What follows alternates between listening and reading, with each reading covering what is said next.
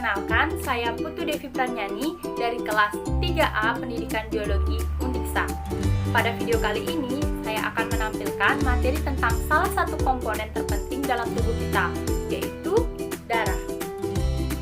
Nah, adapun tujuan pembelajaran kita kali ini, setelah menyaksikan video ini, kalian dapat menganalisis struktur dan fungsi darah dengan tepat, serta dapat menyimpulkan jenis golongan darah dengan benar berdasarkan prinsip dasar penggolongan darah. Nah, untuk lebih jelasnya, mari saksikan materi berikut ini. Pernahkah kalian terjatuh saat bermain sehingga kulit kalian tergores dan terluka? Dari luka itu biasanya akan keluar cairan berwarna merah yang kita kenal sebagai darah. Namun, pernahkah kalian memikirkan apakah yang dimaksud dengan darah? Mengapa cairan merah itu ada di dalam tubuh kita?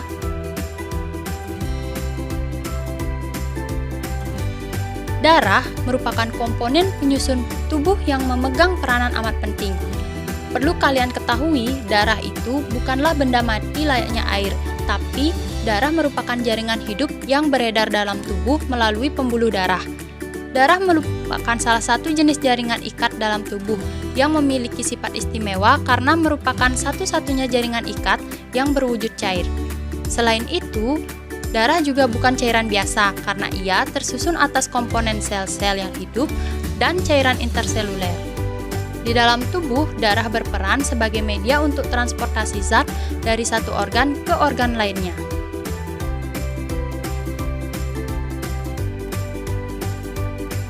Komponen penyusun darah secara garis besar dapat dibedakan menjadi dua, yaitu sel-sel darah yang terdiri dari eritrosit, leukosit, dan trombosit, serta substansi interseluler berupa cairan yang disebut plasma darah.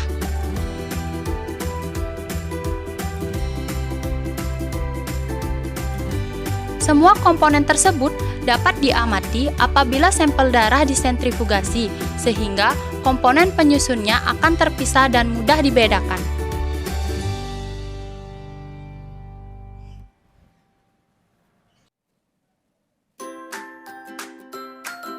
Plasma darah merupakan cairan interseluler pada darah yang berwarna kekuningan dan berfungsi mengatur tekanan osmotik darah, membawa sari-sari makanan, sisa metabolisme, hasil sekresi, dan beberapa gas.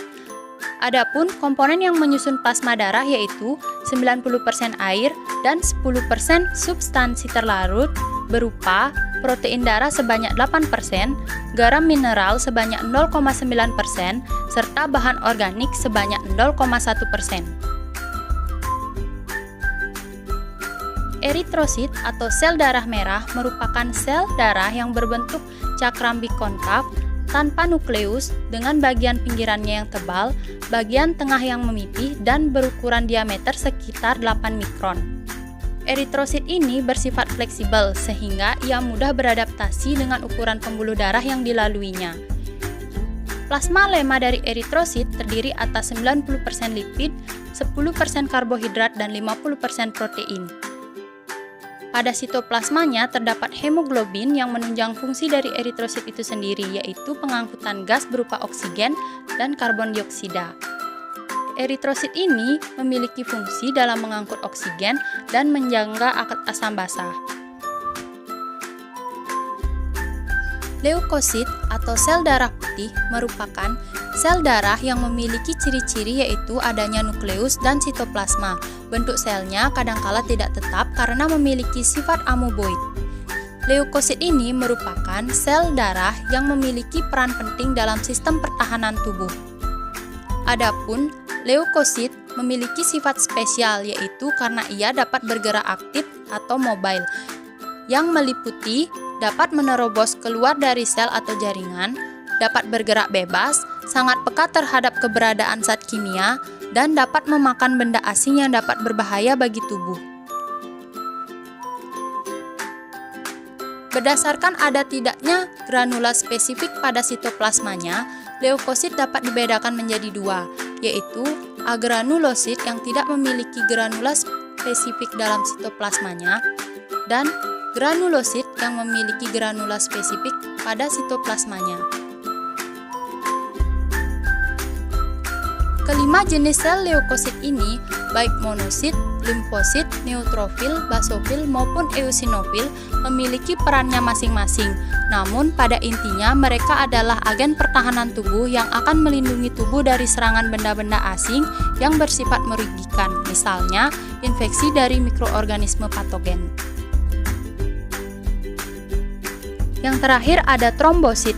Trombosit merupakan fragmen sel mirip cakram dan tak berinti dengan diameter 2-4 mikron.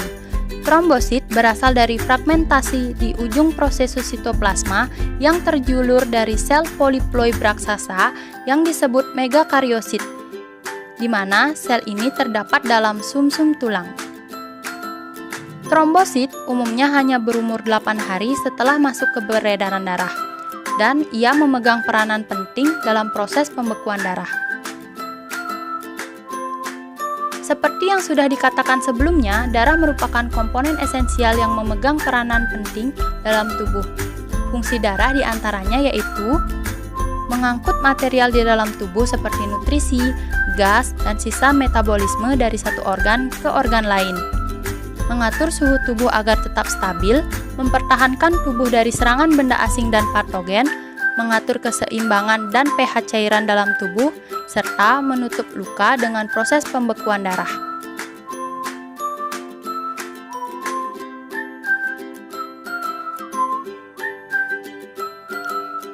Sistem penggolongan darah dapat dilakukan melalui dua cara, yaitu dengan menggunakan sistem golongan darah AB0 dan sistem Rhesus. Kedua sistem penggolongan darah ini ditemukan oleh seorang ilmuwan lulusan University of Vienna, Austria, bernama Karl Landsteiner. Sistem golongan darah AB0 mengelompokkan darah menjadi golongan darah A, B, AB, dan O didasarkan pada jenis aglutinogen dan agglutinin yang terdapat dalam darah. Sedangkan sistem Rhesus menggolongkan darah berdasarkan ada atau tidaknya protein antigen D di permukaan sel darah. Nama lainnya adalah faktor Rhesus atau faktor RH.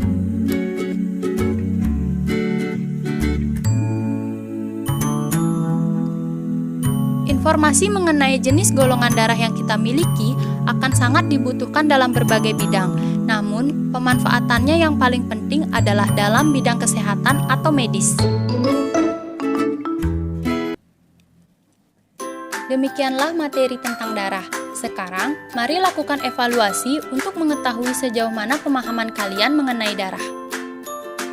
Sebelumnya, baca dan cermati petunjuk berikut ini dengan baik.